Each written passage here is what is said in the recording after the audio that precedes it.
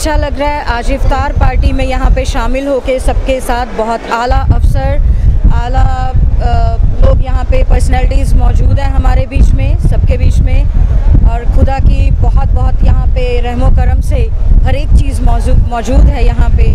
बहुत अच्छा लग रहा है। पूरे ऑर्गेनाइजेशन ये जो आज इफ्तार दावत की है इन्होंने, बहुत अच्छा।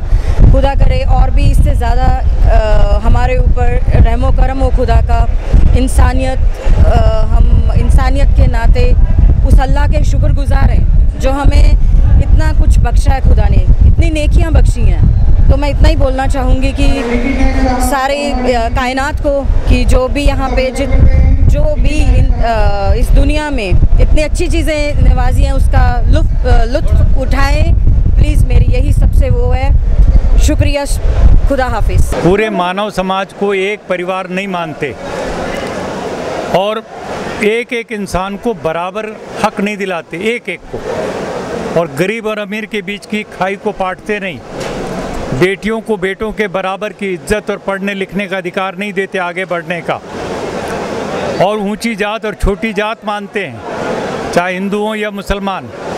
मैं कहना चाहता हूँ ये सब अल्लाह और ईश्वर और परमात्मा के खिलाफ है।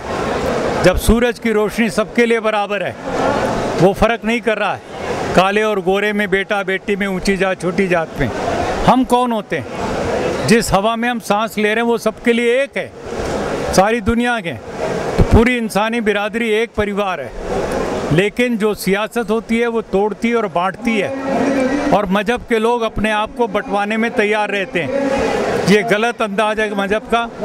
हम लोगों को, सब मज़हब के लोगों को और सब लोगों को इंसानी बिरादरी की बात, इंसानी हकूक़ की बात कहनी चाहिए। Human rights, human dignity, equal और बराबर।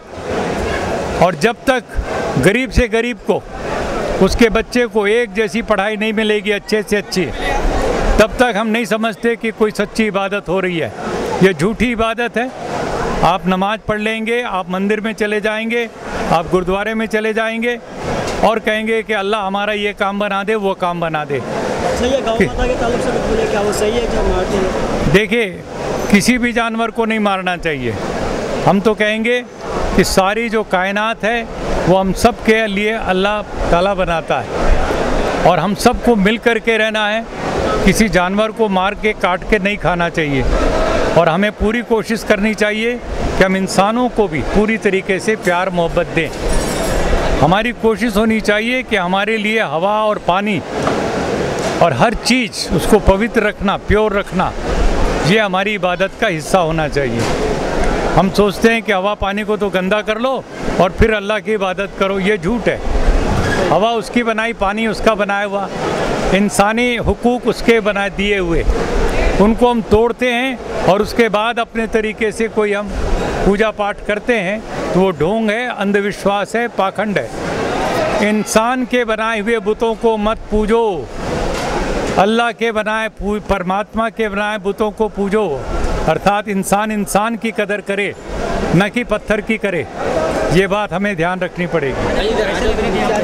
क्या लग रहा है, एक मौका है जब हम पाक रमज़ान के महीने में इफ्तार के मौके पर सबको इकट्ठा देख रहे हैं। हमारी बहनों को, ख़वातीनों को, हमारे भाइयों को और सब मज़हब के लोग बैठ कर के एक साथ अपनी इफ्तार की दावत भी ले रहे हैं और एक साथ अल्लाह को याद कर रहे हैं, परमात्मा को। हेलो। तो ये है आज की खूबियत और मैं समझता हूँ ये पूरे मुल्क और पूरे मानवता के लिए एक नसीहत होनी चाहिए कि हम लोगों को एक होके ही रहना है, किसी भी कीमत पर बंटना नहीं है।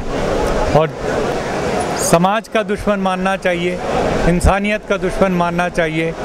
और हमारे मुल्क के लिए तो ख़ास करके जहाँ तरह तरह के मज़हब हैं, तरह तरह के लोगों के पोशाक हैं, खान पान है, हमें सबको बराबर इज्जत देनी चाहिए।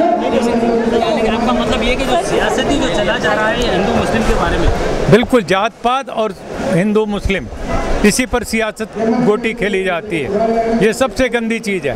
ऐसे लोगों के बारे में क्या है? ऐसे लोग के बारे में आप क्या बताएंगे, क्या कहना चाहिए? मैं समझता हूँ इंसानियत के दुश्मन है और वो अल्लाह के करीब कभी नहीं हो सकते, परमात्मा के नज़दीक नहीं हो सकते। और वो यदि दिखावे का कर रहे हैं, पाखंड कर रहे हैं कि हम मंदिर में जा रहे हैं, हम घंटी बजा रहे हैं, हम पूजा कर रहे हैं, या हम नमाज़ पढ़ रहे हैं या कुछ अजान, तो वो सब भी धोखा है। अल्लाह की नज़र में इस इबादत को कभी कबूल नहीं किया जाएगा।